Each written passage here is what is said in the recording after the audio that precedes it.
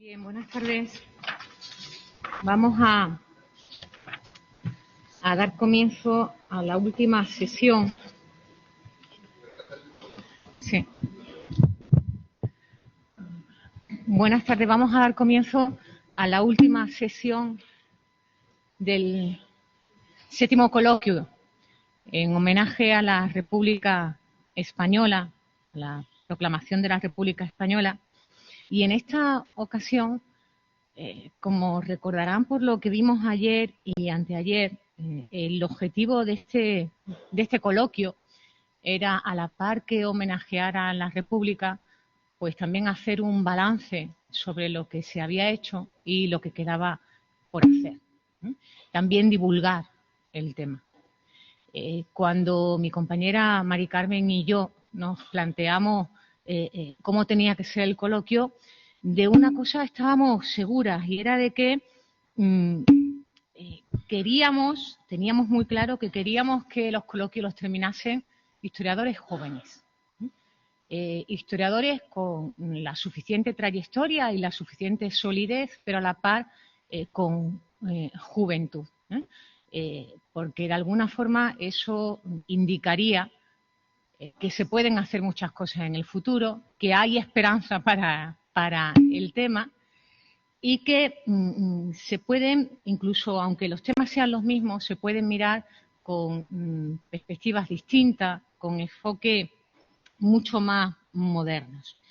Y precisamente por eso elegimos a quienes nos acompañan esta tarde, a Bárbara Ortuño y a Jorge Hoyos, dos historiadores jóvenes. Bueno, ellos dirán que no tan jóvenes, pero desde luego sí más jóvenes que nosotras que organizamos el coloquio, ambos con trabajos muy sólidos, con una trayectoria académica y de transferencia del conocimiento, creo que muy fundamentada, y por eso resulta para nosotras dos un auténtico placer encontrarnos aquí con ellos en esta tarde. Ahora mismo quien me acompaña es Bárbara, que es profesora del Departamento de Didáctica General y de Didáctica Específica en la Universidad de Alicante. Fue becaria postdoctoral en Argentina, en varias universidades, algunas de ellas allí donde llegaron algunos de nuestros exiliados, en provincias, ¿no? Fue premio joven investigadora de la Asociación Historia Contemporánea. Fue ganadora también de la tesis del tercer premio Miguel Altora para tesis doctorales de la Asociación de Historia Contemporánea, ya por el año 2011. Y básicamente sus líneas de investigación pues siempre han estado relacionadas con este tema, las migraciones forzadas, no solamente en España, sino también en América Latina, y el género, y la unión de ambas cosas, le decía, esos enfoques nuevos, ¿no? Género, exilio, migraciones forzadas, incluso ese llevar a la limón el exilio español y también el exilio argentino. Son muchas sus publicaciones, bueno, por señalarles algunas, repito, todas ellas relacionadas con la etapa y el tema del exilio, y algunas de ellas en los años 70, nuevas miradas sobre los años 70 en Iberoamérica, el patriotismo desde abajo, republicanos, inmigrantes y diplomáticos franquistas ante la idea de España en Argentina, es otro de sus trabajos. De la memoria histórica a la memoria colectiva, los niños de la Guerra Civil Española en Argentina, etcétera, etcétera. Tiene además una facilidad prodigiosa para crear títulos para sus trabajos que llamen la atención y que ya de inmediato vendan el trabajo. Una maravillosa monografía que lleva por título Hacia el hondo bajo fondo, inmigrantes y exiliados en la capital argentina tras la Guerra Civil Española. Y les decía eso de los títulos porque precisamente el título de la ponencia es tremendamente atractivo. Extraño, pero muy atractivo. Bien, nos va a hablar esta tarde sobre, y les leo el título, que no les que no los ve usted mirándonos como bestias, recepción e integración del exilio republicano de la guerra civil en los países de acogida. Estoy convencida de que con título atractivo o sin título atractivo nos va a hacer muy agradable y sobre todo muy aleccionador este rato que vamos a pasar con ella. Muchísimas gracias por acompañarnos y te dejo la palabra. Bueno, muchas gracias a todos y a todas por estar esta tarde aquí. Gracias a la Secretaría de Memoria Democrática por habernos invitado, a la Universidad de Sevilla, al Departamento de Geografía e Historia y a las organizadoras de este 7º coloquio sobre el 90 aniversario de la Segunda República, dedicado a guerra y exilio, las profesoras Mari Carmen Fernández y la profesora Inmaculada Cordero. Para nosotros, y digo nosotros porque incluyo a mi compañero Jorge de Hoyos, es un placer estar hoy aquí porque además estamos con personas que han sido referencias en nuestros trabajos, que han sido manuales de cabecera cuando realizábamos nuestras tesis doctorales. Entonces, bueno, que hayan querido contar con nosotras, que nos hagan estas generosas presentaciones y que además nos hayan tratado con este cariño, y eso creo que siempre es importante remarcarlo cuando te reciben en un lugar, pues bueno, es de agradecer, así que vayan mis agradecimientos para todas vosotras. Me gustaría comenzar la intervención compartiendo con ustedes el fragmento de un artículo, y aquí entenderemos el título de nuestra ponencia, que la escritora María Villarino envió a la revista Argentina Sur desde Perpiñán en febrero del 39 y fue publicado unos meses después bajo el título de El éxodo español. Y dice así: la mañana está inmensamente fría. Ha nevado la noche anterior. Abandonados y entumecidos, miles de seres han pasado la noche allí, a la intemperie, en tierra extranjera. Los niños todavía se están dormidos, están cubiertos por ligeras mantas, y las mujeres y los hombres, la mayoría ancianos, permanecen sentados en la tierra, como si el hielo hubiese paralizado sus gestos, sus músculos. Han andado 8 días bajo la nieve y la lluvia, y ahora se sientan a descansar bajo el sol. Francia les ha abierto las puertas. Han atravesado la frontera y están detenidos, imposibilitados, sobre la escarcha, entre el fango. Ni un paso más. Junto a la carretera las ventanas están cerradas. Detrás de ellas miran pasar las caravanas y todos ajustan sus puertas. Temen al imaginario saqueador, y este temor les cierra los ojos ante el drama de un pueblo en marcha. Una mujer rodeada de chiquillos, me observa callada y rencorosa. Le pregunto el porqué de su expresión. Entonces me dice: ¿qué no los ve usted mirándonos como bestias? No pregunto más. Esta gente sufre una miseria que desconocía. La exponen al público y soportan su curiosidad, su indiferencia o su desprecio. Pasan bajo sus capas rotas hombres de la tierra, profesionales, escritores, estudiantes, profesores de la universidad, médicos, aviadores, unidos en la misma miseria. Pasan y pasan. Son miles de hombres. Sí, realmente esto tiene algo de pesadilla. El viento les sigue, les martiriza las carnes y los oídos. Creen que van a descansar de tantos años sufridos estérilmente. Pasan los últimos y no decimos nada porque estamos llorando. Más allá de la carga emotiva de estas palabras de Villarino, creemos que este texto, producto de un testigo directo de la época, condensa algunos de los rasgos que caracterizaron al exilio republicano de la Guerra Civil Española. Entre ellos destacamos el sufrimiento y las condiciones miserables de los primeros tiempos en los llamados países de acogida y la huella definitoria de la mirada del otro, algo que nombrábamos ayer también. Una mirada en parte construida desde el miedo, el extrañamiento y una ajenidad que más adelante matizaremos. Y es precisamente sobre estos dos ejes, países de acogida e integración comunitaria, sobre los que versará nuestra disertación.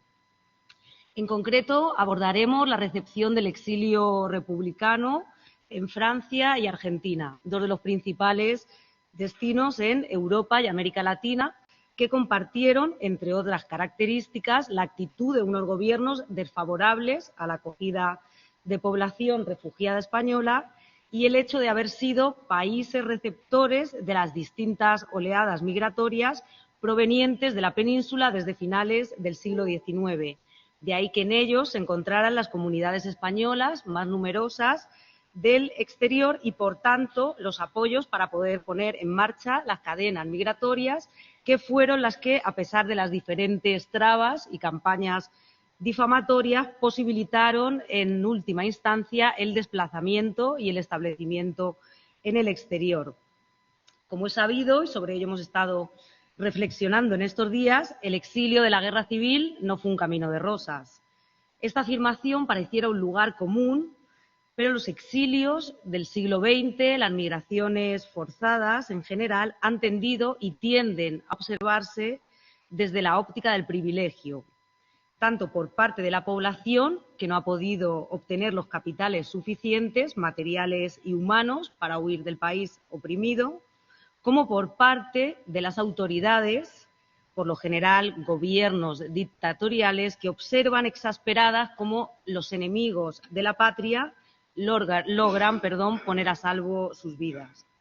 En este sentido, recuerdo el empeño elocuente del último embajador de la Segunda República Española en Argentina, Ángel Osorio y Gallardo, por desmentir las acusaciones que desde la España franquista lo situaban en Buenos Aires, viviendo en una finca magnífica, siendo el jefe de los judíos israelitas o casado con una poderosa dama india.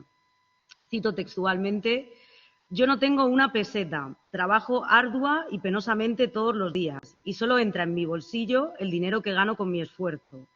Día y noche vivo sujeto a mi mesa y atiendo a mis gastos únicamente con mi palabra y mi pluma.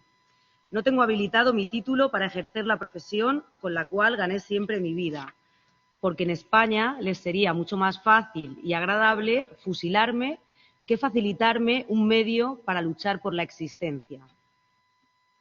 Volviendo a los países de recepción, tenemos que señalar que en el continente europeo la gran mayoría denegó la posibilidad de acoger a población refugiada española, así como de compartir aquellos gastos que estaban comenzando a derivarse de su estadía en suelo francés.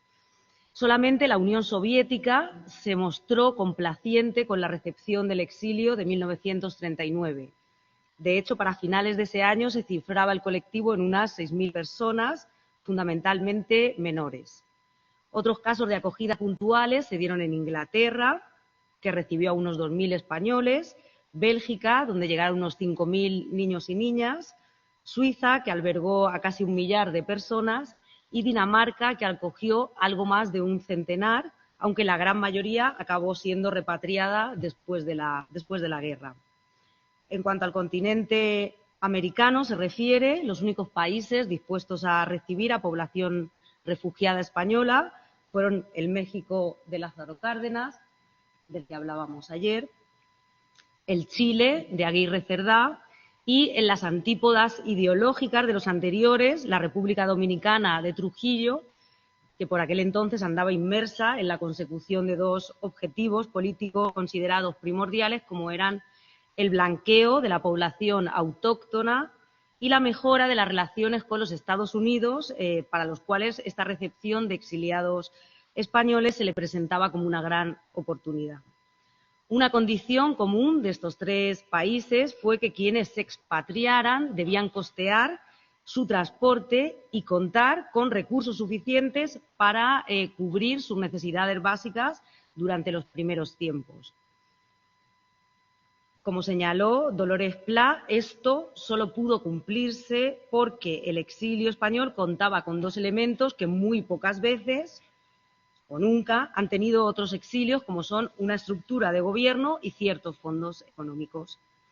De este modo, con el objetivo de gestionar la evacuación de la población refugiada, fundamentalmente en Francia, se crearon dos organismos gubernamentales, como fueron el Servicio de Evacuación de Republicanos Españoles y la Junta de Auxilio a los Republicanos Españoles, a través de las cuales se organizaron las grandes expediciones colectivas, quizás las más identificadas en el imaginario popular con el exilio republicano de la Guerra Civil, entre las cuales destacan las que llegaron a México, aquí pueden ver algunas de esas imágenes, en los buques Sinaya, Ipanema y Mexiqué a lo largo de 1939. A pesar, y de estas cifras también estuvimos hablando ayer, de los numerosos problemas que presenta la cuantificación de los flujos migratorios, en la actualidad existe un consenso en las cifras generales del exilio americano. En total se calcula que se desplazaron unas 30.000, 35.000 personas, de las cuales 20.000 y 24.000 fueron a parar a México, 4.000 a la República Dominicana, fundamentalmente en pequeños grupos familiares a través de las expediciones colectivas del SERE, y aproximadamente unas 3.500 a Chile, la gran mayoría en la expedición del carguero francés Winnipeg, organizada por el SERE, y el entonces cónsul de Chile en París, el escritor Pablo Neruda. En el resto de países americanos, el exilio republicano fue anecdótico en términos cuantitativos. Estados Unidos y Canadá recibieron aproximadamente unos 1.000 refugiados. De los países centroamericanos lograron llevar unas 1.000 personas, siendo Cuba y Puerto Rico por lo general lugares de paso. Venezuela, Colombia, Ecuador, Brasil, Perú, Bolivia, Paraguay y Uruguay acogieron también a pequeños contingentes de exiliados republicanos, pero si hubo un país en el cono sur que destacó por la presencia del exilio, este fue la República Argentina. A diferencia, en este caso, de lo que ocurre al abordar casos como los de México, República Dominicana y Chile, donde pueden hallarse los registros de llegada, el país austral carece de una fuente concreta que evalúe con precisión la cantidad de exiliados y exiliadas que hasta allí se desplazaron. Además, los datos ofrecidos entre las fuentes argentinas y españolas tampoco coinciden, con lo cual es más difícil establecer un consenso con respecto a esta cifra. Aún así, si bien durante los primeros tiempos se tendió a situarla entre unas 2.000, 2.500 personas, en la actualidad, es decir, ahora que estamos también teniendo en cuenta al denominado exilio tardío, que es aquel que se desplaza a partir de 1946, tras la firma de los convenios migratorios entre Franco y Perón, ciframos el exilio en Argentina en aproximadamente unas 10.000 personas. Personas que, como señaló Dora Schwartzstein, debieron encarar individualmente y, por lo general, desde el marco de la ilegalidad, el desplazamiento y la instalación en ese país. Una instalación que, si bien tendió a concentrarse en periodos concretos, permaneció vigente durante los 40 años que se prolongó la dictadura franquista. Por su parte, y volvemos aquí al caso francés, Francia recibió en tan solo 3 semanas a unas 500.000 personas procedentes de la península ibérica.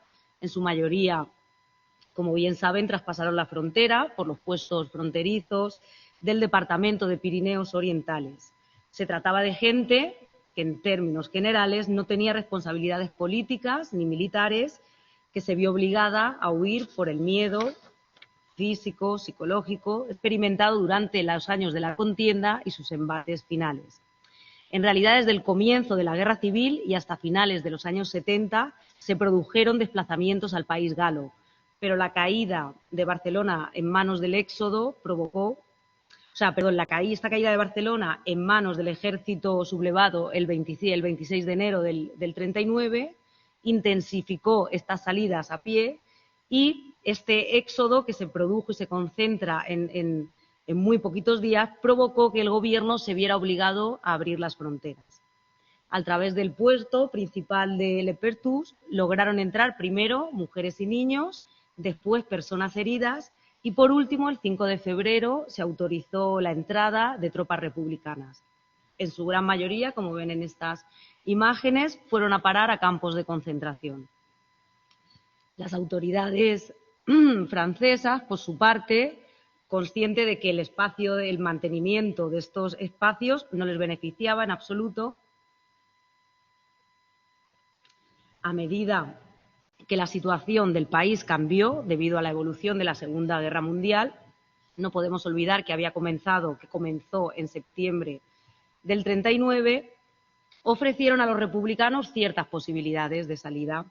De esta manera, si querían permanecer en Francia y no tenía a quien les reclamaban, contaban con 3 opciones: trabajar en empresas agrícolas o industriales, incorporarse en las compañías de trabajo o enrolarse en la Legión extranjera.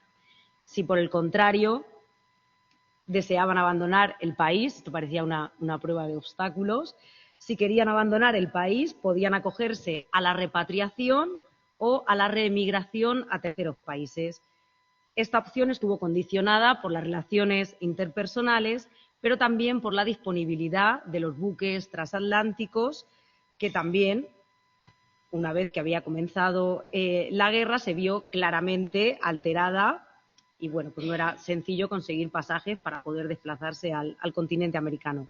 Aún así, de las diversas posibilidades, en palabras de un exiliado, viajar a América en esos momentos, frente a los campos de concentración y el trabajo ofrecido por los franceses, América, no importaba qué país, aparecía como un paraíso. Desde luego, el recibimiento de Francia no fue el esperado, pero quizás las condiciones más lacerantes, si cabe, del mismo tuvieron lugar en sus colonias del norte de África. En Argelia, donde, tal y como señaló Francisco Moreno, los republicanos españoles fueron recibidos por unas autoridades coloniales claramente profranquistas, se calcula que solo en el mes de marzo del 39 entraron aproximadamente 25.000 refugiados provenientes de las provincias de Alicante, Murcia y Albacete. A 48 horas de la victoria franquista, aquí este barco puede que algunas personas lo reconozcan, a 48 horas de la victoria franquista, el puerto de Alicante llegó a congregar a unas 15.000 personas desesperadas por poner a salvo su vida y la de sus hijos. Las imágenes dantescas que allí se vivieron, marcadas por el caos y la desesperación de la huida, en numerosos casos traducidas en reyertas y suicidios, fueron narradas con todo lujo de detalles por periodistas coetáneos como el anarquista Eduardo de Guzmán y posteriormente por docentes e historiadores como Juan Martínez Leal. No obstante, este capítulo del exilio, borrado, como tantos otros, de la historia enseñada y de la historia pública de este país, ha comenzado a ser reconocido por el gran público gracias a obras como Los surcos del azar, del ilustrador valenciano Paco Roca, y a documentales magistrales como Cautivos en la arena, estrenado en 2006, dirigido por Joan Sella y Miguel Mellado. Pues bien, las hermanas González Beltrán, que se encontraban entre las más de 3.000 personas que lograron escapar de aquel enjambre del puerto de Alicante en el carguero Stambrook, que es este que vemos en la fotografía, sobreviviendo en condiciones infrahumanas, finalmente estas mujeres consiguen montarse en este barco. Ellas recuerdan con angustia estas imágenes previas a la partida, esta gente abigarrada en el puerto de Alicante, estas personas que se suicidan, que se tiran al mar, se pelean entre ellos, recuerdan navajazos, unas cuestiones dantescas, recuerdan esas imágenes previas a la partida y también el calamitoso viaje. Pero su expresión se ilumina, sobre todo la de Elia, una de las hermanas. Tenía 6 años cuando montó en este barco, cuando rememora al capitán Archibald Dixon, las barquitas de los niños y niñas, en su mayoría integrantes de la comunidad española emigrada en Argelia, que cuando llegaron al puerto se acercaban para llevarles cartas, medicamentos, comidas y diferentes enseres. Y otro de los recuerdos que ha quedado en su memoria son los tableros con panes recién hechos que les ofreció la ciudadanía de a pie cuando lograron desembarcar. En este caso, mujeres e infancias pudieron bajar del barco. Los hombres tuvieron que esperar casi un mes a bordo del Stambrook, sobreviviendo en condiciones infrahumanas. Finalmente, ante el peligro de una epidemia de tifus, las autoridades coloniales se vieron obligadas a desear a desembarcar a unos refugiados tachados de indeseables, que fueron sometidos a exhaustivos cuestionarios para su clasificación y distribución en campos de trabajos forzados, como pueden ver en estas dos fotografías que están albergadas en el Archivo de la Democracia de la Universidad de Alicante. Han abierto un fondo sobre el exilio republicano en el norte de África y están recopilando un material audiovisual, están recopilando fotografías, cartas, testimonios, que bueno, creemos que tenemos también ahí un un importante trabajo para continuar. El peor de los destinos les esperaba a aquellos que trabajaron en la misión faraónica de construir el ferrocarril transsahariano. Aquí ven las vías en esa fotografía, viviendo en pleno desierto, con temperaturas que oscilaban del día a la noche en más de 50 grados y soportando una serie de castigos y vejaciones que en campos como el de Hatcherat en Miguel, debido a la crueldad, llegaron a ser juzgados por las autoridades competentes tras la liberación del campo. Niceto Alcalá Zamora, figura clave a través de la cual nos adentraremos en Argentina como país de acogida, también sufrió la desgracia de estar retenido en tierras africanas.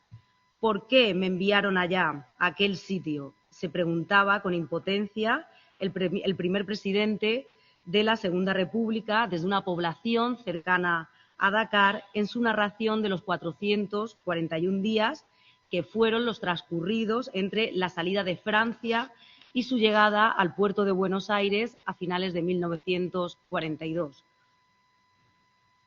Me viene de maravilla esta exposición que tenemos aquí en la facultad sobre también la conmemoración del 90 aniversario desde que don Niceto Alcalá Zamora subió como primer presidente de la Segunda República, y quise compartir con ustedes esta fotografía. En este caso es la visita que hace a Alicante. Me interesa sobre todo porque compararemos después el semblante de este señor. Un año después de haber asumido como presidente de la Segunda República, vino a visitar Alicante y aquí está con él el alcalde de la ciudad, Lorenzo Carbonell. Aquí pueden ver las imágenes de su recepción. No sé si conocen Alicante, pero aquí tenemos en este lado la explanada y en el lado de la izquierda es su paso por el Mercado Central, tristemente también conocido porque en el año 38 sería bombardeado cuando la población está en un día de compra, con lo cual murieron muchísimas personas a causa de la aviación fascista italiana. Pues bien, y aquí comparamos, primera imagen, segundo año de presidencia de la República, y este será el señor que llegue al exilio en Argentina. Como señaló Encarnación Lemus en el prólogo de la edición publicada por el Patronato de Priego de Córdoba, el que fuera la viva representación del republicanismo en el exilio, logró ejemplificar a través de su memoria el desarraigo de muchos españoles, siguiendo una rocambolesca aventura que les invitamos a leer, la cual le llevó a deambular junto a sus hijos por Francia, Senegal, Marruecos y Cuba, perdiendo y siendo además consciente del robo de los pocos caudales de los que ya disponía, su propia salud, su patria y a sus seres más queridos. El 28 de enero de 1942 se efectuaba en el Río de la Plata el desembarco de una de las figuras más representativas del exilio republicano en el Cono Sur. Llegaba a Buenos Aires, como ven en esta imagen, un hombre de 64 años dispuesto a comenzar de nuevo. En palabra de Lemus, no llegaba un hombre acabado y sin objetivos vitales que no se entendiera a sí mismo como parte de un presente cambiante. Por el contrario, y aquí el semblante de su rostro lo refleja claramente, Alcalá Zamora afirmó tras su llegada a América que por fin, cito textualmente, era lo que siempre había querido ser: persona libre y respetada, persona ordenada que vive sin zozobra. Una vez instalado en la capital porteña, vivió su exilio modestamente. Si bien señaló la carestía material como uno de los problemas más eminentes tras su llegada, nunca fue de apuro extremo e inmediato, pero sí de incertidumbre inquieta. Las puertas de las universidades argentinas no se abrieron para él y los trabajos que le ofrecieron como abogado y periodista no le reportaban lo suficiente. De ahí que se viera obligado a explotar su faceta literaria, colaborando diariamente con la prensa y otras publicaciones pertenecientes al grupo editorial So Pena, que se comprometió a pagar un arancel superior al del resto de colaboradores. El expresidente se rodeó de un pequeño elenco de amigos y amigas que hicieron prevalecer el afecto personal sobre la militancia. Entre ellos destacan nombres como el de Leandro Pita, Clara Campoamor, Javier Farías o Guillermo Cabanellas.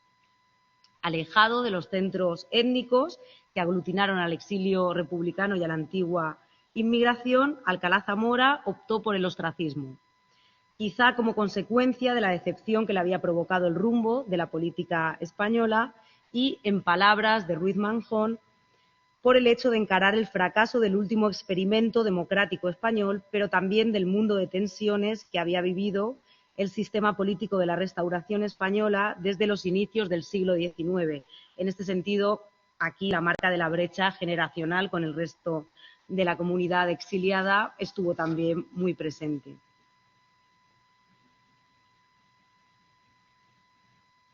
Instalado en el barrio de Palermo, junto a sus hijos, donde se asentaron otros exiliados como Rafael Alberti y María Teresa León, la familia Osorio Florit y los Cabanellas de la Cueva, el expresidente permaneció en un modesto edificio de la Avenida de las Heras, aquí pueden ver el mismo, hasta su fallecimiento en 1949, como indica esta placa, que no sé si pueden verla bien, del Gobierno de la Ciudad de Buenos Aires de finales de los años 90, en 1998 creo que la pusieron.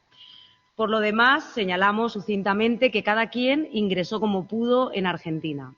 Una vez cerrado el ciclo de la emigración masiva tras la crisis de 1929, los sucesivos gobiernos autoritarios de la década de los 30 trataron de entorpecer a través de diferentes trabas burocráticas la llegada de inmigrantes extranjeros. La Guerra Civil y la Segunda Guerra Mundial introdujeron otras cuestiones en el llamado problema migratorio. El aumento de población refugiada evidenciaba, según Fernando Devoto, por un lado, el conflicto ideológico que dividía al mundo occidental entre fascistas y antifascistas y, por otro, el temor de los grupos conservadores en el poder ante la llamada amenaza subversiva. De hecho, desde el comienzo de la Guerra Civil, el gobierno argentino se mostró reacio a acoger al exilio republicano y para ello se promulgaron nuevas disposiciones de control que ampliaban o reiteraban los requisitos ya existentes. Se crearon nuevos organismos de fiscalización de personas, como las fichas individuales y dactilográficas, después serían tenidas en cuenta a la hora de instaurar aquí en el DNI. Y se otorgaron crecientes competencias al Ministerio de Interior, en concreto a la Policía y a la División Político-Social. Las autoridades argentinas sancionaron los decretos más severos en materia inmigratoria en 1938, durante la presidencia de Roberto Ortiz. Y de todos ellos tuvo una repercusión especialmente negativa para la entrada del exilio, la imposibilidad de poseer un permiso de desembarco.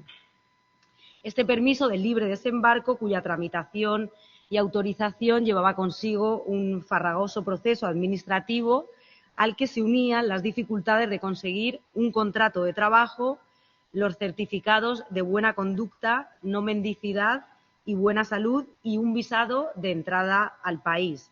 Está además recordar las miserables condiciones en las que la población refugiada española se había visto obligada a salir del país.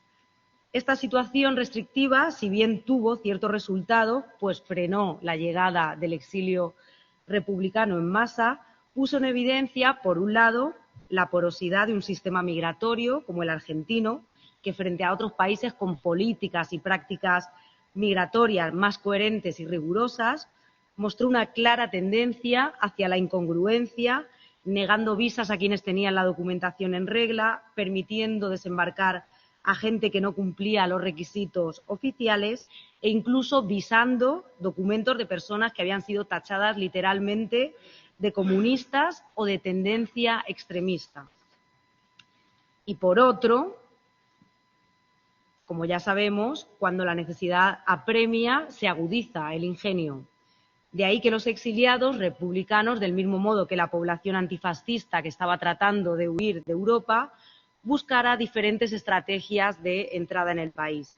Una muy común, por ejemplo, entre las personas que no tenían familiares en Argentina o carecían de esta documentación necesaria y además disponían de medios económicos para pagar un pasaje en primera clase, fue la de ingresar con un visado de turista, que en teoría les comprometía a regresar antes de 3 meses. Así lo hicieron el doctor José Vago, el escritor Gregorio Martínez Sierra, el filósofo José Ortega y Gasset y su familia, o el penalista Luis Jiménez de Asúa. Aquí pueden verlo en este visado, con esta fotografía de carnet del momento, me parece estupenda, con su esposa María Rubio y con Amelia Jiménez de Asúa, que es la niña que figura como hija de ambos, a pesar de que sabemos que este matrimonio no tuvo descendencia. Otra forma de ingreso, que obviamente no aparece registrada en las fuentes oficiales, fue la de presentar un visado en tránsito a otros países y aprovechar la escala del vapor en el puerto de Buenos Aires para quedarse en Argentina. A esta estrategia, por ejemplo, recurrieron Rafael Alberti y María Teresa León. Ellos decidieron permanecer habían logrado un visado en tránsito a Chile gracias a las gestiones de Neruda, pero tras la escala del vapor en Buenos Aires y el cálido recibimiento, en palabras de León, decidieron permanecer en Argentina, dicho sea de paso, sin pasaporte ni documentación válida durante los 23 años que duró el exilio en este destino. Los visados en tránsito pudieron también obtenerse, y esto lo comentabas tú ayer, Inmaculada, en algunos cafés europeos, especialmente parisinos y londinenses, pero también a través de los cónsules latinoamericanos que supieron sacar partido de esta dificultad para lograr entrar en Argentina. Otra práctica bastante extendida fue la de embarcarse con la documentación de otras personas. Así lo constatan claramente las listas de desembarco y testimonios como el de Vicente Ayala, hermano del escritor Francisco Ayala, que en su caso ingresó por la frontera terrestre de Chile con Mendoza. Pero lo cierto es que la gran mayoría de españoles y españolas que se dirigió hacia Argentina lo hizo a través de las cartas de llamadas de familiares, paisanos y amistades, mecanismo que tampoco estuvo exento de irregularidades.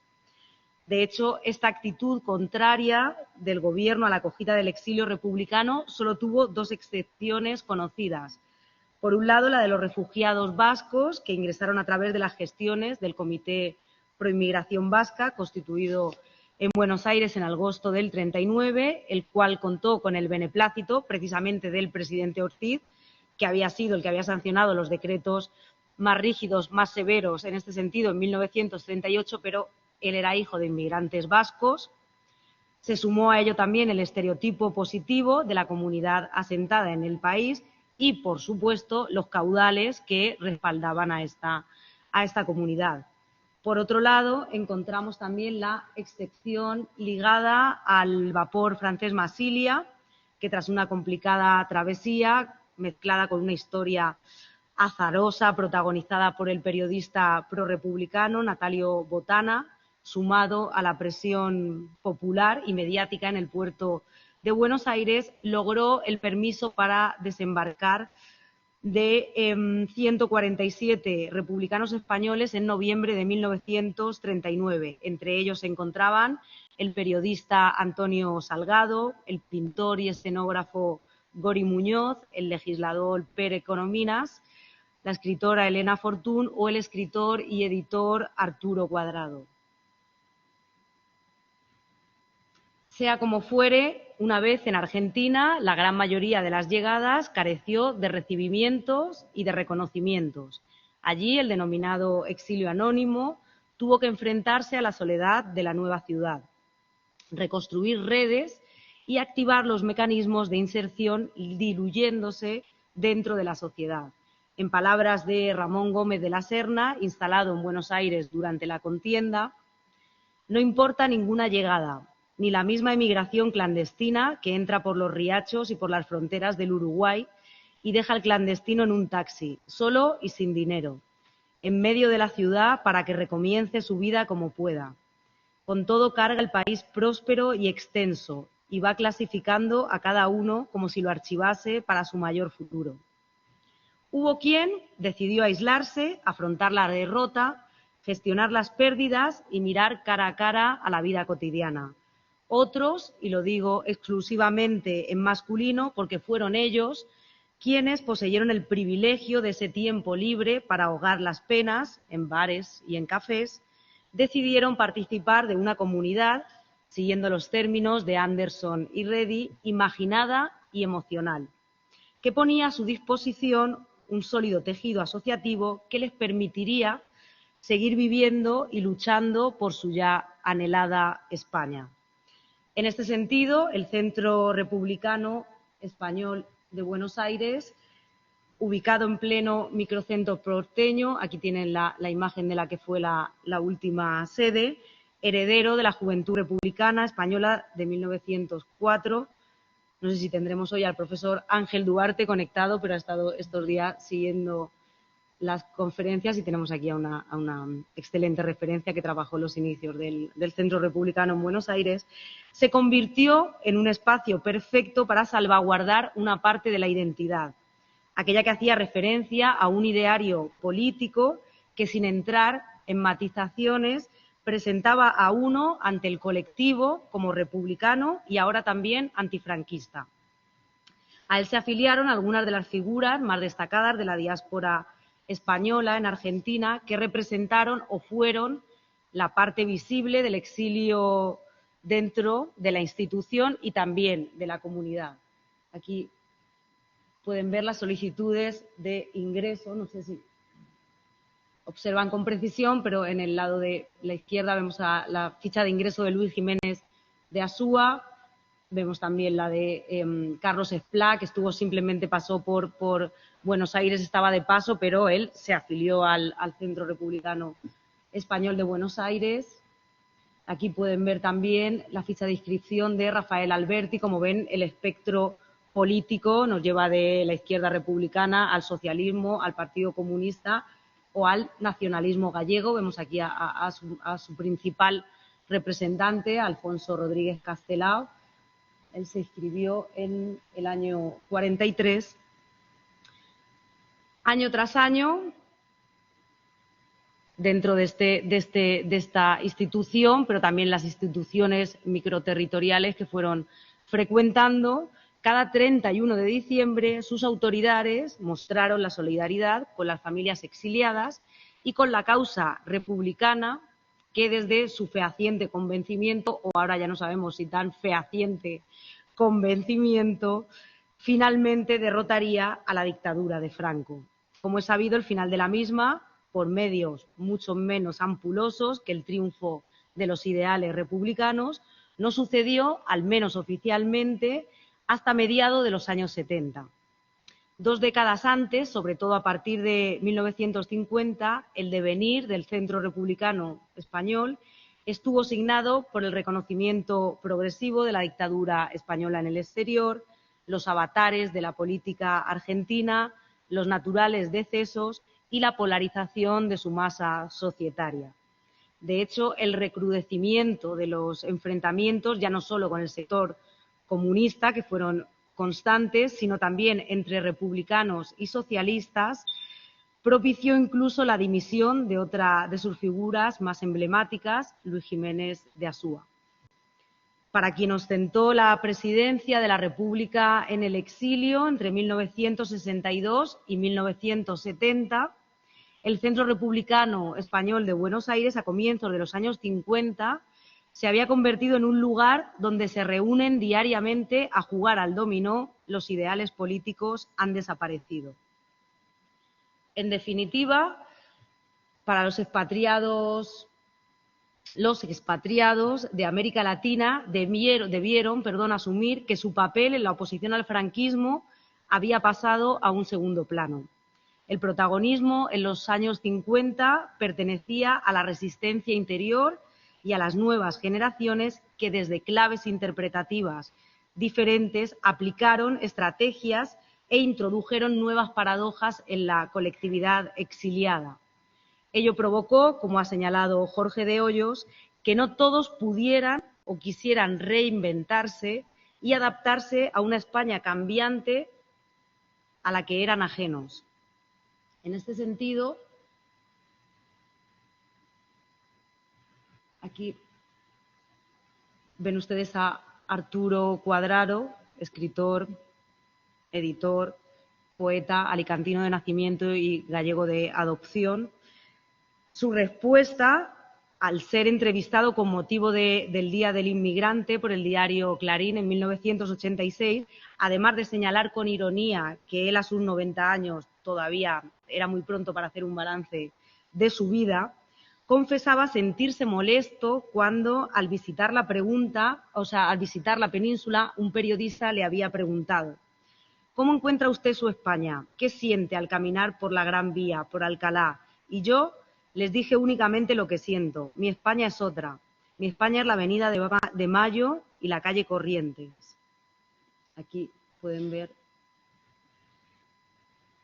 Creo que estas dos imágenes definen un poco la mella y el paso del tiempo y cómo fue el exilio de Arturo Cuadrado en su ficha de inscripción al Centro Republicano Español en 1940, recién llegado a Buenos Aires en este vapor Masilia. Arturo Cuadrado, de viejito, con sus 90 años, en esta entrevista de finales de los 80 para el diario Clarín. Quienes protagonizaron el exilio de la Guerra Civil perdieron para siempre su país. Algunas personas volvieron, como las hermanas González Beltrán, aquellas que en su niñez lograron escapar en el Stambrook del puerto de Alicante, volvieron a Elche en 1949 porque, según sus palabras, para los republicanos España era poco menos que la tierra prometida. Sin embargo, vuelvo a sus palabras, el regreso es tan oscuro que no encontrábamos luz en él. Para concluir, tan solo señalaremos que en el contexto actual, marcado precisamente por la violencia y por las migraciones forzadas, son numerosas las causas, las circunstancias, los testimonios que nos hacen reflexionar sobre los exilios de ayer y de hoy. En octubre de 2021, la escritora nicaragüense Yoconda Belli publicaba desde su segundo exilio el poema Despatriada, que finaliza con los siguientes versos: me fui con palabras a la calle, las abrazo, las escojo, soy libre, aunque no tenga nada. Sabemos que los significados del exilio son poliédricos, pero todos los exilios son traumáticos. La expatriación te devuelve, en cierto modo, la libertad, te salva la vida, pero al mismo tiempo es un castigo que tiene como resultado el de una vida amputada en términos de Clara Obligado, otra escritora exiliada, en este caso de Argentina, hacia la España de los 70.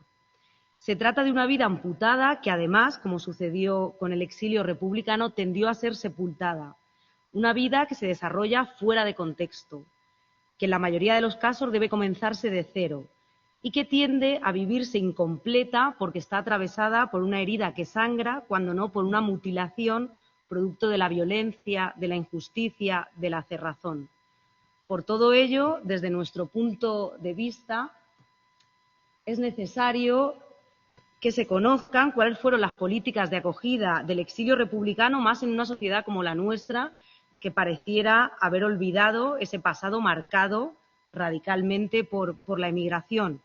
También es necesario poner en marcha políticas de memoria democrática, como las que sirven de motor para este encuentro, que continúen arrojando luz sobre las trayectorias vitales de quienes protagonizaron el periodo político, social y cultural más moderno y progresista de la historia de este país, y que por ello, precisamente, recibieron el doble castigo del destierro y el olvido.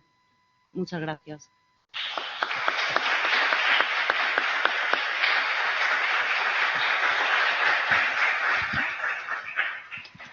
Muy bien, gracias, Bárbara, y gracias por ajustarte también al tiempo.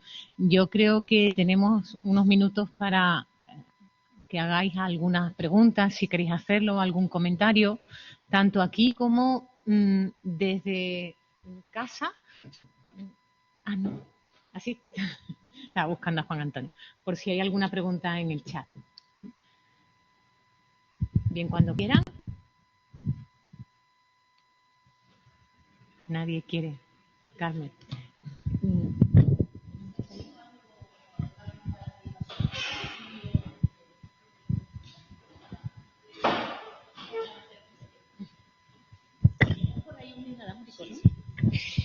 No, te preguntaba, Bárbara, si se ha hecho alguna comparativa entre esa expatriación de los argentinos en los años 70, cómo fueron recibidos, qué ruta siguieron, cómo fueron acogidos en España con los españoles que fueron a Argentina. ¿Hay algo hecho? ¿Se ha investigado eso?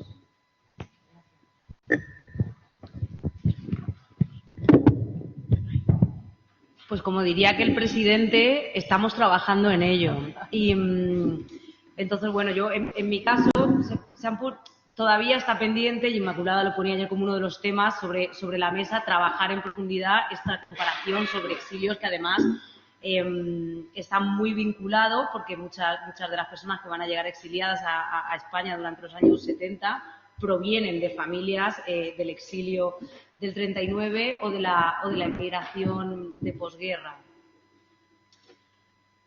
Entonces, bueno, yo en mi caso he comenzado a adentrarme en este tema fundamentalmente desde la historia de las mujeres y desde la perspectiva de género, porque me interesaba ver cómo ellas habían puesto en marcha aquí determinadas, cómo habían llevado sus trayectorias y cómo sobre todo habían podido mantener esta dicotomía entre lo público y lo privado, el compromiso político y la vida cotidiana. Y hasta ahora lo que estamos pudiendo ver es que no hay ningún paralelismo en cuanto a políticas de acogida se refiere, porque en este caso no es que se pongan más difíciles o que se recrudezcan las leyes migratorias de acogida, porque en España casi estaba cambiando su ciclo migratorio. Recién en el 73 es cuando deja de ser un país expulsor de población y comienza a ser receptor. Entonces, estas primeras personas que llegan refugiadas, pues llegan un poco desde las vías de la ilegalidad, llegando como turistas o quienes tenían pasaporte o quienes tenían la nacionalidad e integrándose o tratando de integrarse, desde la vía de la ilegalidad y en muchos casos desde la marginalidad absoluta, pues como vendedores y vendedoras ambulantes, como repartidores de propagandas para determinados partidos políticos y sindicatos y al mismo tiempo también, y esto tendremos que profundizar en ello, sintiendo ese rechazo, en algunos casos rechazo absoluto por este miedo de algo habrán hecho, quiénes son estos zurditos que están viniendo ahora de Argentina, que se han metido en política, pero también por esto que hablábamos al principio de que el exilio lo sufrieron, pero al mismo tiempo las personas que no pudieron salir al exilio vieron a aquellas personas que se habían ido al exterior como gente privilegiada.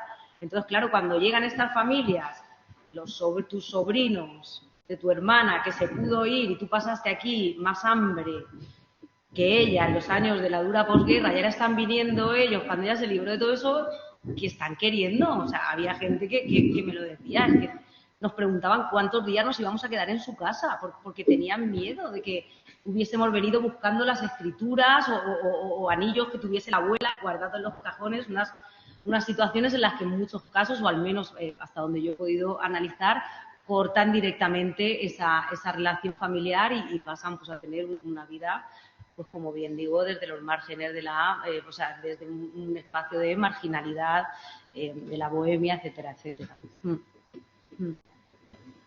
¿Alguna pregunta o comentario más? La pregunta se lo voy a pedir ¿no? Pues, si me permitís, os cuento una de las más hermosas lecciones que yo he recibido en mi vida. El verano de 1957, yo era un chavalín con 17 años y estaba en Francia. Yo llegué allí con una serie de cartas, una de ellas para un sevillano de la Puerta de la Carne, ingeniero del exilio, que trabajaba entonces en la Renault. Este era uno de los exiliados de oro. Me invitó a cenar en su casa, él vivía en el Cinquième, y yo, como niño procedente de una cultura francófona, durante la cena le dije, pues yo, si no fuera español, quisiera ser francés. Y este hombre, con un hilo de voz inaudible, con 2 lágrimas rodándole, me dijo: pues yo, si no fuera español, querría ser español.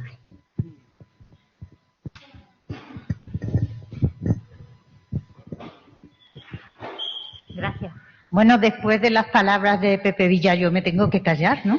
Para que terminemos así en un momento álgido, pero tengo que agradecer a la conferenciante estas reflexiones tan sugestivas, tan emocionalmente contenidas, que no es fácil hacerlo. Están estas colonias y, por ejemplo, en el caso de la provincia de Buenos Aires, una de las más potentes, cuyo centro republicano español sigue estando en activo a día de hoy. Lo tenemos en la ciudad de Mar del Plata, en Bahía Blanca. Se gestó también, se formó un centro de republicanos españoles muy activos. En Tandil tenemos también otro núcleo de republicanos españoles, o sea que en lo que es provincia de Buenos Aires sí que encontramos diferentes núcleos, pero es que no hemos rascado, o sea, en términos coloquiales, creo que no hemos rascado lo suficiente y que las fuentes tampoco nos ayudan a hacer este rastreo, porque si te pones a mirar, hay en Mendoza, pero es que hay también en San Juan, pero es que hay también en Corrientes. Y es que yo me encontré también con que al Chaco también habían llegado grupos de exiliados y durante los primeros años habían estado funcionando y habían estado en activo. Después se diluyen y les perdemos la pista, pero sería interesante ver de qué manera se constituyeron como tal y cómo se diluyeron también. Sí. Yo iba a hacerte alguna pregunta, comentario. A ver, estoy absolutamente de acuerdo contigo en que faltaron políticas activas de acogida en España en los años 70 y es uno de los grandes problemas. Pero aparte de eso había cosas interesantes en algunas de las reflexiones que has hecho. En primer lugar, esos que llegan, esos niños que no son hijos de sus padres cuando vienen, porque ahí, cuando llegan en los barcos, hay toda una serie de situaciones extrañas. Niños que no son hijos de sus padres, maridos que no son maridos de sus mujeres, viudas que no son viudas, es complejísimo, ¿eh? Y por otra parte, yo recuerdo cuando vi las listas de embarque de los Argentina, bueno, es muy, muy difícil distinguir en el caso de las listas de embarque quiénes son realmente republicanos, que debe ser, a la hora de cuantificar cuántos republicanos llevan a Argentina, ¿cómo distingue un emigrante de un republicano o incluso alguien de familia nacional claramente de los republicanos?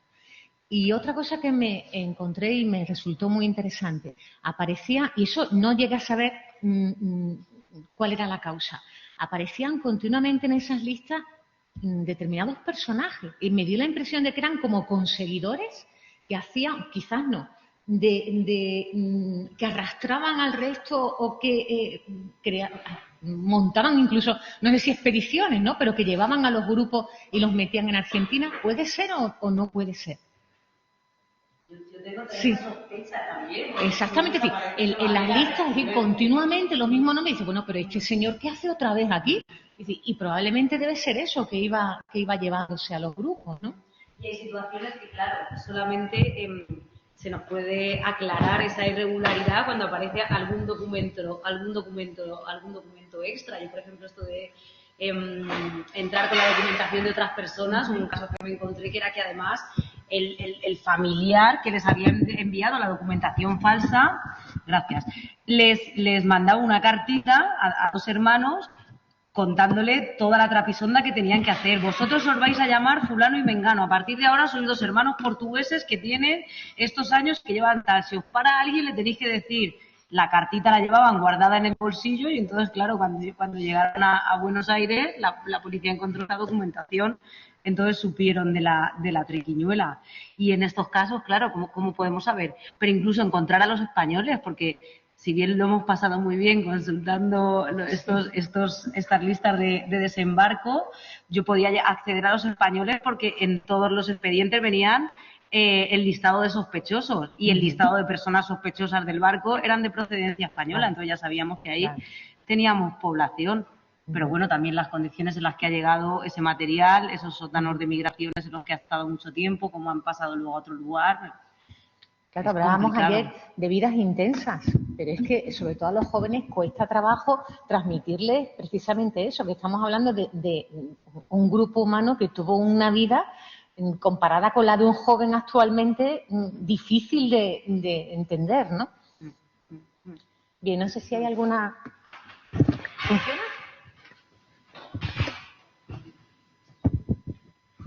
Bueno, sí, muchas gracias, Bárbara, por la presentación. Me sumo a las felicitaciones. Es una curiosidad muy pequeña, pero viendo una de las diapositivas me ha llamado mucho la atención que la Dirección de Inmigración estaba dentro del Ministerio de Agricultura, es decir, en uno de los formularios, ¿no? Un país como Argentina, es decir, donde las vacas y los inmigrantes son lo fundamental en la construcción también del proceso de construcción nacional, ¿no? Es muy sorprendente administrativamente que esté articulado una dirección tan importante para ese país como es la de la migración dentro del Ministerio de Agricultura. Me sorprende porque del resto de países que conozco no están ya en una estructura mucho más establecida de aspectos o de orden público o de organización interna, ¿no? Me sorprende esa cuestión.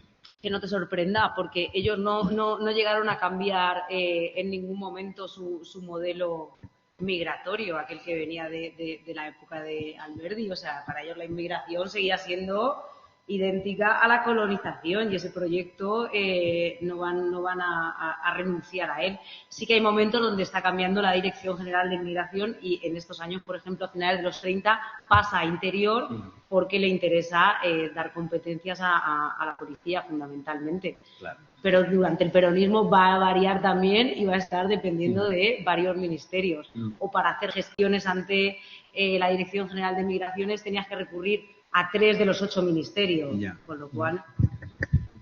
Bueno, no quiero olvidarme del chat un momento. ¿Hay alguna pregunta que no dejemos? ¿No? Bueno, pues estupendo. Entonces, lo dejamos aquí durante unos 5 o 10 minutos, no se nos vayan muy lejos y regresamos, ¿de acuerdo?